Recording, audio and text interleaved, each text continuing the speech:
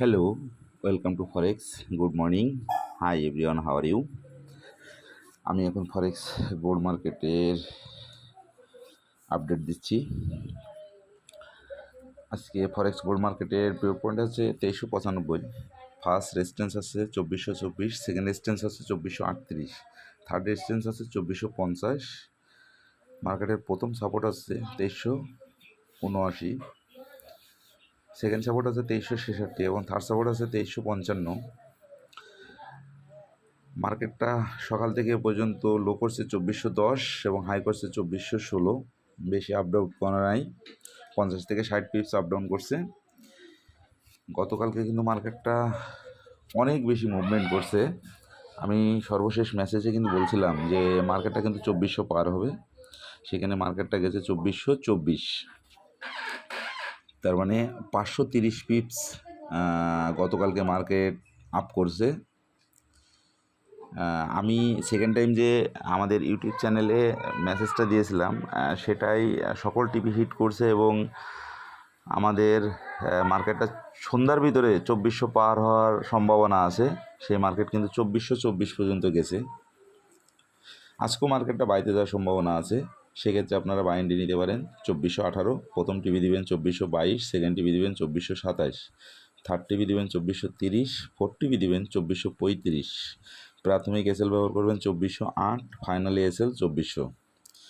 যদি মার্কেটটা নিচের দিকে মুভমেন্ট করে তাহলে আপনারা সেলেন্টি নেবেন 2390, প্রথম টিভি দিবেন 2385, সেকেন্ড টিভি দিবেন 2381, থার্ড টিভি দিবেন 2376, ফোর্থ টিভি দিবেন 2370, এসএল ব্যবহার করবেন 2400। আমি সবসময় একটা কথা বলি, দেখেন কালকে মার্কেট 530 পিপস আপ করছে, 530 পিপসের প্রফিট কিন্তু কেউ পায় নাই।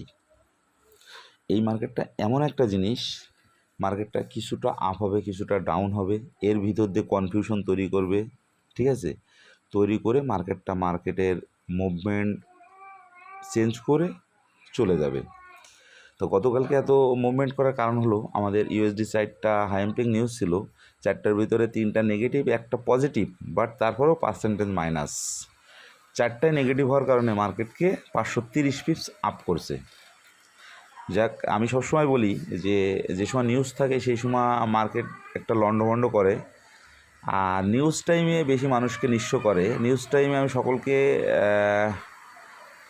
রিকোয়েস্ট করি নিউজ টাইমে কোনো ট্রেড না ধরার জন্য, কারণ আপনি নিউজ টাইমে যদি আপনার ফেভার করে আপনি ভালো প্রফিট পাবেন, আর যদি আনফেভার করে তাহলে কিন্তু আপনার অ্যাকাউন্ট জিরো হয়ে যাবে। তো এই জন্য আমি সবসময় নিউজটা বয়কট করতে বলি এবং শুক্রবারের ট্রেডটাও আমি বয়কট করতে বলি।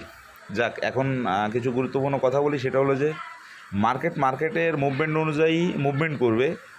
আপনার কাজ হলো সঠিক জায়গায় সঠিক এন্ট্রি দিয়ে প্রফিট নিয়ে বাইর হয়ে যাওয়া। দেখেন 530 পিপসের প্রফিট যেহেতু কেউ পায় নাই, এটা খুব টাফ, সো টাফ, এটা পাওয়া সম্ভব না। তা আপনার কাছে কথা হচ্ছে যে মার্কেট যেখানেই যাক আপনি মানি ম্যানেজমেন্টটা ফলো করবেন। মানি ম্যানেজমেন্টটা ফলো কেন করতে বলি, যদি মার্কেট আপনার বিপক্ষে যায় তাহলে আপনার সবসময় একটা ভালো ব্যাকআপ থাকবে। এই জন্য অবশ্যই মানি ম্যানেজমেন্ট ফলো করবেন। দিনের একটা টার্গেট ফিল আপ করেন, মার্কেট যেখানে যায় যাক, আপনার টার্গেট থাকবে যে মাস শেষে একটা উইথড্রল। আপনি যদি কন্টিনিউ একটা লিমিট পরিমাণ ইনকাম করে যেতে পারেন, মাস শেষে একটা টাকা উইথড্রল দিতে পারবেন। আজকে আপনি $500 ইনকাম করলেন, সেটা ধরে রাখতে পারলেন না, মাস শেষে আপনার রেজাল্ট জিরো, তাহলে লাভ কী? আজকে 500 করে যদি কালকে ধরে রাখতে পারেন, কিন্তু এই মার্কেটে ধরে রাখাটা সো টাফ। বাট এই জন্য আমি বলবো যে একটা লিমিটেশনের ভিতরে আপনি কন্টিনিউ দিনের যে একটা টার্গেট থাকে, টার্গেটটা ফিল আপ করেন, মানি ম্যানেজমেন্ট ফলো করেন। অতিরিক্ত ট্রেড কখনো করা যাবে না এই মার্কেটে। নিজের লোকটাকে কন্ট্রোল করতে হবে, একটু ধৈর্য ধরতে হবে। অবশ্যই আপনি এখান থেকে ভালো কিছু করতে পারবেন এবং লাইফটাকে সাকসেস করতে পারবেন। যাক, সর্বোপরি কথা আছে যে অবশ্যই মার্কেটের ডিসিপ্লিনের বাইরে যাওয়া যাবে না, মার্কেটের রুলস মেনে চলতে হবে, তাহলে আপনি এখান থেকে অবশ্যই ভালো কিছু পাবেন। ধন্যবাদ সবাইকে।